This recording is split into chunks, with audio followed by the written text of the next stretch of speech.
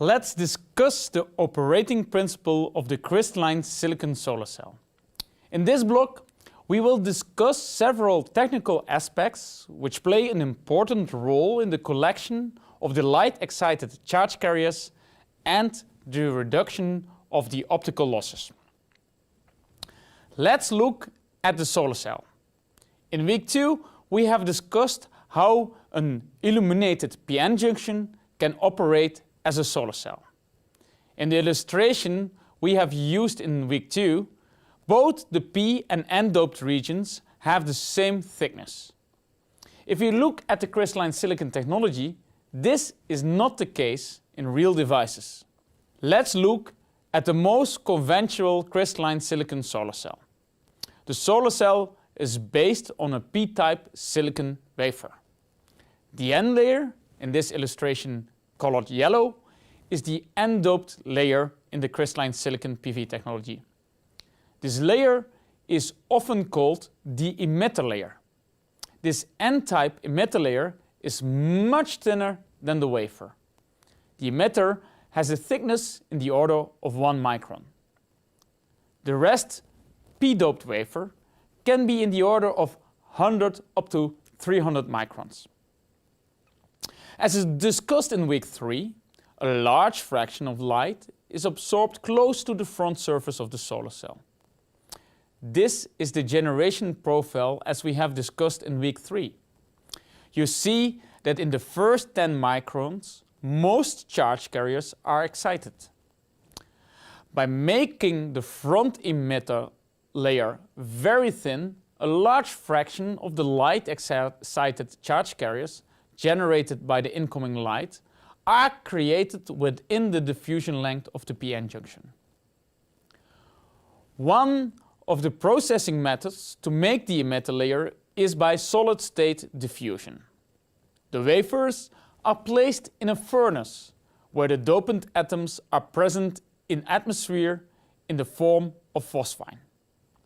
These atoms react at these high temperatures with the surface. At these high temperatures, the dopant atoms are mobile in the solid, and based on Fick's law, the dopant atoms will diffuse into the wafer. Similar as we have discussed in week 2 for charge carrier diffusion, net diffusion occurs when there is a density gradient. The diffusion process is controlled such that the dopants penetrate into the solid to establish the desired emitter thickness. Now we are going to look at how the charge carriers in crystalline silicon solar cells are collected. We will discuss the crucial issues which play an important role in this charge collection. This includes the emitter layer, the metal contacts, and the back contact. Let's start with the emitter layer. At the p-n junction, the light-excited minority charge carriers are separated at the p-n junction. The minority electrons in the p layer drift to the n layer. These electrons have to be collected. Since the silicon n emitter is not conductive enough, we have to use the more conductive metal contacts. The metal contacts are placed on top of the emitter layer. Here the metal contacts are made of the cheap metal aluminum. This means that the electrons have to diffuse laterally through the emitter layer to the contact to be collected. Let's see what are the challenges for this transport of electrons to the contacts. First, last week we have discussed the importance of the high lifetimes of charge carriers. High lifetime guarantees large open circuit voltages, or in other words, the best utilization of the bandgap energy. This means that we have to reduce the recombination losses as much as possible. In addition, recombination limits the collected current as well. Recombination in silicon occurs as discussed earlier through Shockley-Reed-Hall recombination and Auger recombination. Let's consider Shockley-Reed-Hall recombination. A bare crystalline silicon surface contains many defects. The surface silicon atoms have some valence electrons which cannot make a molecular orbital with the absent neighboring atoms. These valence orbitals containing only one electron at the surface act like defects, also called dangling bonds. At these defects, the charge carriers can recombine through the shotcrete Hall process. The probability and speed at which charge carriers can recombine is usually expressed in terms of the surface recombination velocity. Since a large fraction of the charge carriers are generated close to the front surface, a high surface recombination velocity at the emitter front surface will lead to charge carriers losses and consequently lower short-circuit current densities as well. For example, high-quality monocrystalline silicon wafers have no defect-rich grain boundaries in the bulk. The lifetime of the charge carriers is limited by the recombination processes at the wafer surface. In order to reduce the surface recombination, two approaches are used. The first is based on reducing the number of defects at the surface. This can be achieved by the deposition of a thin layer of different materials on top of the surface. This material partially restores the bonding environment of the silicon atoms. In addition, the material must be an insulator. It must force the electrons to remain in and move through the emitter layer. Typical chemical passivation layers being used on emitter layers are silicon oxide and silicon nitride. Silicon oxide layers are formed by heating up the silicon surface in an oxygen-rich atmosphere. The surface oxidizes, resulting in a thin layer of silicon oxide. Silicon nitride can be deposited using plasma-enhanced chemical vapor depositions. We come back to that process technology when we talk about thin film PV technologies. A second approach to reduce the surface recombination velocity is to reduce the minority charge carrier density near the surface. As the surface recombination velocity is limited by the minority charge carriers, a low as possible minority charge carrier density at the surface region would be beneficial. It means that with increasing the doping of the emitter layer, we decrease the density of the minority charge carriers. This results in a lower recombination velocity at the surface.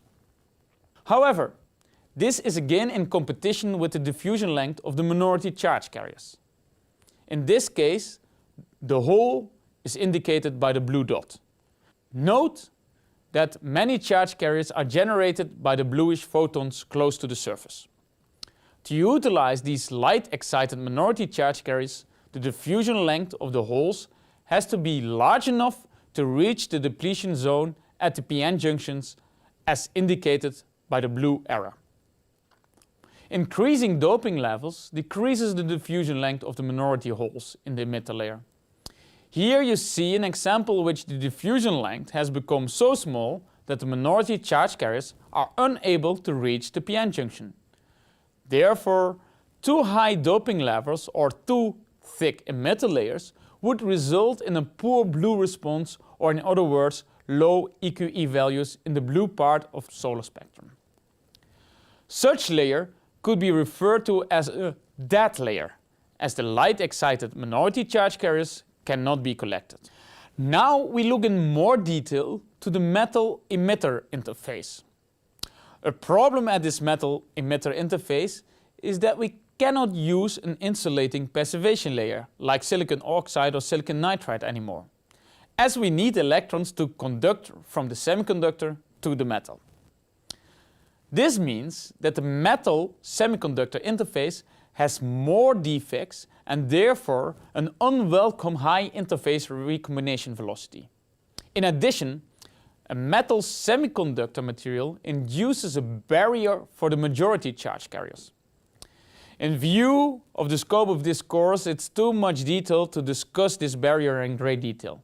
Keep in mind that this high barrier will give rise to a higher contact resistance. Again, high doping levels can reduce the recombination velocity at the metal semiconductor interface and reduce the contact resistance.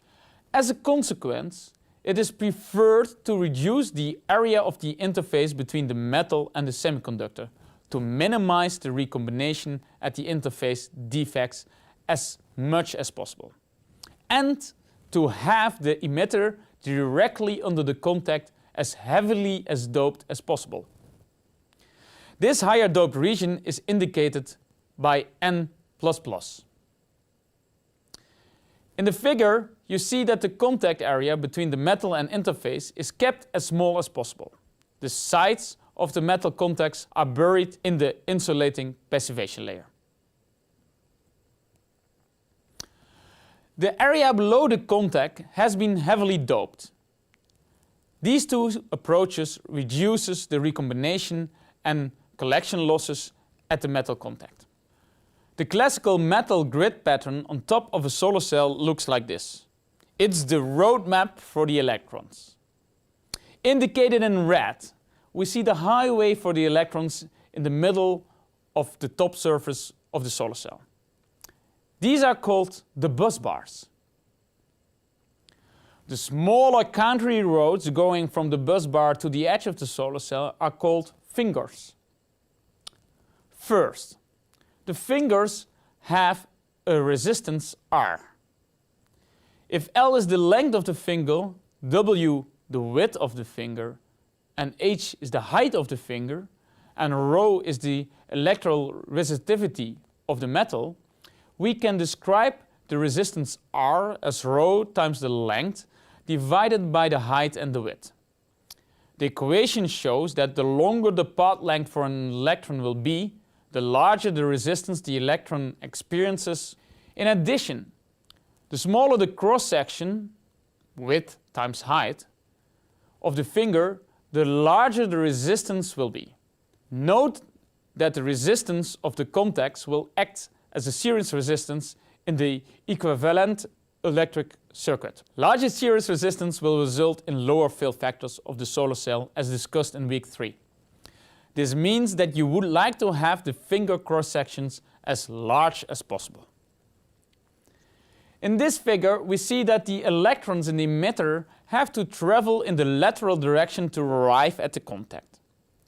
Since the N-type silicon has a higher resistivity as the metal, the charge carriers in the metal layer also experience a resistance. In one of the exercises in this week, it is demonstrated that the power loss due to the resistivity of the emitter layer scales with the finger spacing to the power 3. As the metal contacts are at the front surface, they act as an unwelcome shading object. Or in other words, light incident on the front contact area cannot be absorbed in the PV active layers. So you would like to keep the contact areas as small as possible, which is in competition with the fact that you would like to have a large as possible cross-section. So basically you would like to have a small as possible width and a high as possible height to comply with these requirements as demonstrated by the left contact. As you see, we have several effects which are in competition. Let's look for a moment at the relation between losses and the finger spacing. With increasing finger spacing, the power losses of the solar cell decreases due to shading. In contrast, the losses due to resistivity in the emitter layer and the metal fingers increases. This means that the total loss has a minimum. Similar plots can be made for the width of the contact. The larger the width, the larger the losses due to shading. The resistive losses in the metal fingers decrease with increasing finger width. Again, there exists a width which has a minimum loss. Optimizing the front contact pattern is therefore a complex interplay between the finger width and spacing. At the back surface of the solar cell, we have similar issues playing a role. As the electrons have to be collected in the N-type layer, the holes are collected at the back contact. As electrons are the only charge carriers that exist in a metal, you have to realize that the holes recombine with the electrons at the contact interface. If the distance between the PN interface and the back contact is smaller than the typical diffusion length of the minority electrons, the latter mentioned minority electrons can be lost at the defects at the back contact interface due to the Shockley-Reed hole recombination. How can we reduce this loss mechanism? First, we can reduce again the area between the metal contact and the semiconductor. We can make point contacts. The rest of the rear surface is then passivated by an insulating passivation layer, similar as we have discussed for the cases of the emitter front surface. The loss mechanism of recombination of electrons at the back contact can be further reduced by a so-called back surface field. A higher p-doped region is placed above the point contacts at the rear surface, indicated by P++. How does the back surface field work? For the moment we have put the solar cell on its side.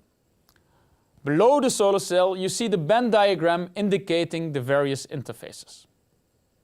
The interface between the lower doped P region and the higher doped P region acts like a PN junction. In this case, it will act as a barrier for the light-excited minority electrons in the lower doped region to diffuse to the back surface. The space-charged field behaves like a passivation of the defects at the back contact interface and allows to have higher levels for the electron minority density in the p-doped bulk. Up to now we have talked about managing the charge carriers. Now we are going to discuss the management of the photons in a crystalline silicon solar cell device. The optical loss mechanisms are shading, reflection losses, parasitic absorption losses in the non-PV active layers, a light that is not absorbed in the silicon layers and is lost at the back contact. Shading losses are caused by the front contact grid as discussed earlier. The optimum contact grid at the front is a competition between reduction of the shading losses and a reduction of the resistivity losses in the metal contact and the emitter layer. Secondly, the reflection at the front surface can be considered as a loss mechanism. Last week we have discussed two approaches to reduce the losses. The first one was based on the Rayleigh film principle. By putting a film with a refractive index smaller than that of the silicon wafer between air and the wafer, you can reduce the losses. The optimum value for the refractive index of the intermediate layer equals square root of the product of the refractive indexes of the two other media. For silicon and air at 500 nanometers, this leads to an optimum refractive index of 2.1. Note that in practice a solar cell is encapsulated under a glass plate. The glass plate will be beneficial to refractive index grading as well, reducing the reflection losses further. Secondly, using the concept of destructive interference, we can choose the thickness and refractive index of an anti-reflection coating such that in a certain wavelength the irradiance coupled out of the solar cell is minimized. The light reflected from the front surface is in antiphase with the light reflected from the back surface as discussed last week. The thickness of such layers should be the wavelength divided by 4 times the refractive index. If we take a welcome reflective index of 2.1, we arrive for light of 500 nanometers at an optimal thickness of 60 nanometers for an anti-reflection based on destructive interference. As we have discussed earlier, one of the typical passivation layers of standard crystalline silicon is silicon nitride. Here we see a multicrystalline silicon wafer without silicon nitride layer. We see that a lot of light is reflected by the wafer. Next to it we see a multicrystalline silicon with a silicon nitride passivation layer. As you can see, much less light is being reflected. Interestingly, the refractive index of silicon nitride is in the range of 2 up to 2.2 at 500 nanometers, close to the optimum for the refractive index grading. Typical thicknesses are in the same range as the 60 nanometers discussed earlier. Note that the surface of the solar cell looks a bit bluish. This shows that the reflection of blue light by the silicon nitride is larger than for the other wavelengths. As discussed last week, texturing of the surface can improve the light incoupling as well. Light that is reflected at the textured surface can be reflected at angles in which the trajectory of the light ray is incident somewhere else on the surface. Here the light can be still coupled into the silicon. Secondly, the scattering at textured surfaces will couple the light on the angles into the wafer. This means that the absorption path length will be enhanced. This certainly enhances the welcome absorption of the light with a wavelength above 900 nanometers. The texture on the wafers can be realized with wet etching approaches. Here you can use an interesting property of the 100 surface. This anisotropic etching can be used when etching a crystalline silicon wafer with an initial 100 surface orientation. Etching of such wafer leads to the textured surfaces with a pyramid structure having only 111 oriented surfaces. In this picture you can see such textured surface of a monocrystalline silicon wafer as processed at the Demus lab in Delft. Using such etching procedures, it's even possible to have a silicon wafer looking black as shown here in the second picture. Here we see a flat multicrystalline silicon layer with and without silicon nitride. Under these wafers we see two wafers with and without silicon nitride layers as well. The only difference is that the two wafers at the bottom have textured surfaces. The wafers are placed in the same illumination conditions as the flat wafers.